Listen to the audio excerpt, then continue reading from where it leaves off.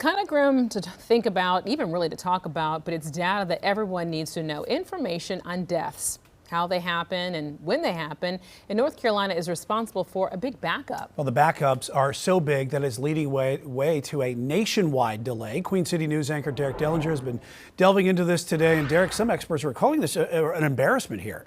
Yes, they are. In fact, they say that this is something that should have been easy to report, but the blame for it actually has to do with a number of factors and a small percentage of deaths that were not reported.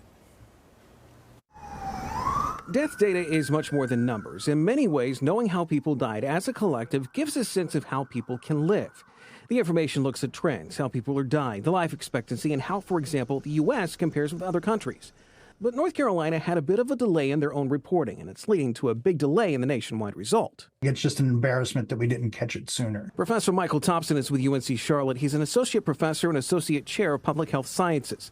This information is something that he says everyone needs and should know. We use the death rates and particularly the life expectancy, both life expectancy, birth life expectancy at 5 years, as indicators of the health of a community. But how did it get to a point where North Carolina couldn't get the information on time? Well, there are a couple of factors. The state says around 800 death records statewide for 2022 were not complete. That may sound like a lot, but it's less than 1% of overall total deaths in North Carolina each year. But the CDC needs complete data, how people died, when they died, where they lived, things like that, to develop a complete picture.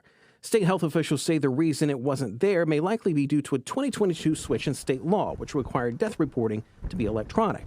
The variation in death reporting methods in 2022 may have contributed to inconsistent or incomplete submissions, the State Department of Health and Human Services said in a statement, adding they were able to finally submit the data on February 16th and saying that some of those reports were duplicates or drafts. But because of those incomplete records, national stats won't be available until later on this year. And for the average person, it may be a morbid subject, but for public health, it's invaluable. We call them vital statistics for a reason, sort of playing on both senses of vital. Now, we do need to emphasize here, just because there was a delay in the reporting, it doesn't necessarily mean that there was a delay in getting things like a death certificate.